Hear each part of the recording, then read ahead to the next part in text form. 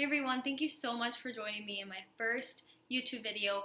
Finally, I was able to narrow it down to one topic. I know that usually with health, when someone asks me about health, I want to tell them my whole story, and it's really hard to kind of narrow everything down to one. So I worked really hard, and I gathered the 10 healthy hacks I live by.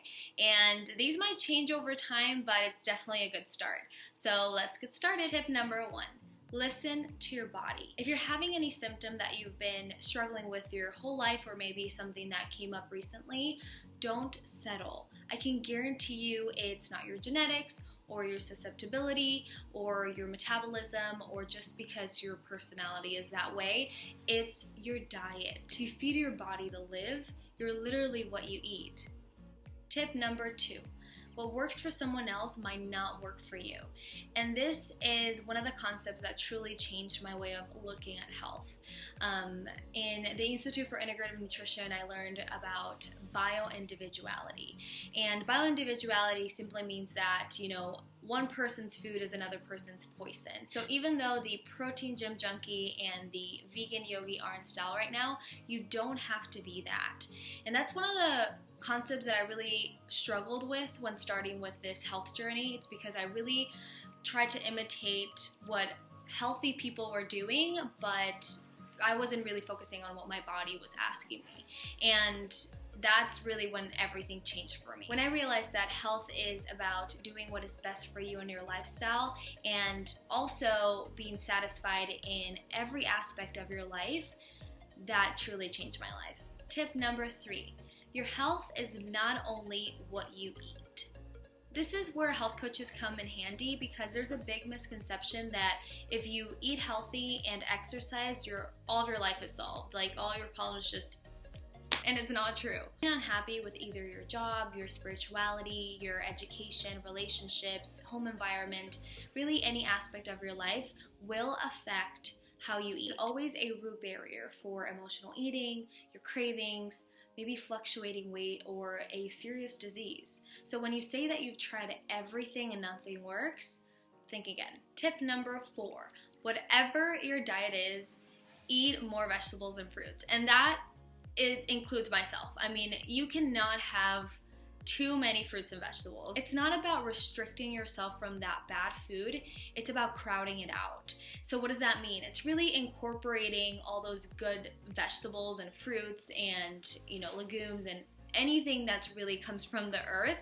and you'll eventually feel so good that you will crowd out the junk food. Like there's not going to be any space for it, because you're just kind of like, I'd rather feel good than not so good. Obviously, we all know that they contain beneficial vitamins, minerals, anti-inflammatory compounds, and there's also extensive research showing that fruits and vegetables, the consumption of fruits and vegetables is associated with healthy aging and reduced risk of chronic diseases. Tip number 5, count nutrients, not calories. Counting calories does not include the quality of the food that we're eating. Some foods require more calories when being digested than other foods. So that in and of itself really puts calorie counting in a weird spot. So for example, processed refined foods require less energy to be broken down than those that come from a more natural state. But if you're eating something that comes from the earth and something more natural, will take more time and more energy to digest, which means that it burns more calories. Tip number 6, sleep. I don't know why this is a tip, but some people don't sleep, and I still don't understand why. I mean, sleep, first of all, is the best thing created in the whole world. And second, no one not likes to sleep. So what's happening? Lack of sleep can alter your circadian rhythms, which can lead to fatigue, low metabolism, and overactive appetite. So your body's not going to function at its best if it doesn't have quality rest. Tip number 7, stay hydrated. Hunger is often confused with dehydration. So not only can it help you with curbing cravings, but also it will promote glowing skin and regularity, as well as flushing out all those toxins.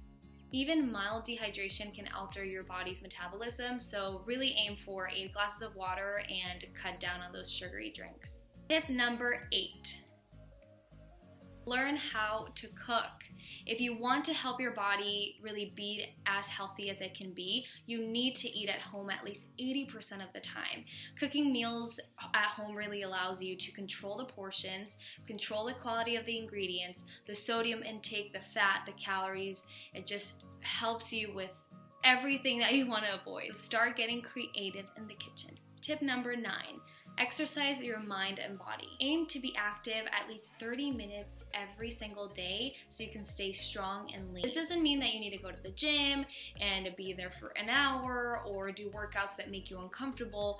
Do whatever makes you feel great and makes you get up in the morning and stay motivated. There's also this concept of NEAT activities, non-exercise activity thermogenesis, and that really means just activities that are non-exercise that can really help you lose weight and stay active in the long run. For example, walking up the stairs instead of the elevator, walking in place while you're talking on the phone, or maybe parking a little bit further away from the grocery store or your home just to walk a little bit more. These will add up with time, and it will keep you active without you even noticing it. Tip number 10 is a very special one, and it's something that I never thought of, but ever since I started doing it, and my clients even, we have noticed a huge difference, and that is mindful eating. Chew your food. Put your fork down. Really focus on the taste, the smell, just really enjoy your meal. Taking it one step at a time not only can help you just be a little bit more grateful about your food, more conscious about what you're eating, but also it can help you with your digestion and just eating your food a little bit slower. Alright everyone, thank you so much for joining me today and for learning about my 10 healthy hacks that I live by. I'm so excited to get started in this YouTube journey and share with you a little bit more about my life and my healthy living. Don't forget to comment down below, leave your like and subscribe, and I'll see you in the next video.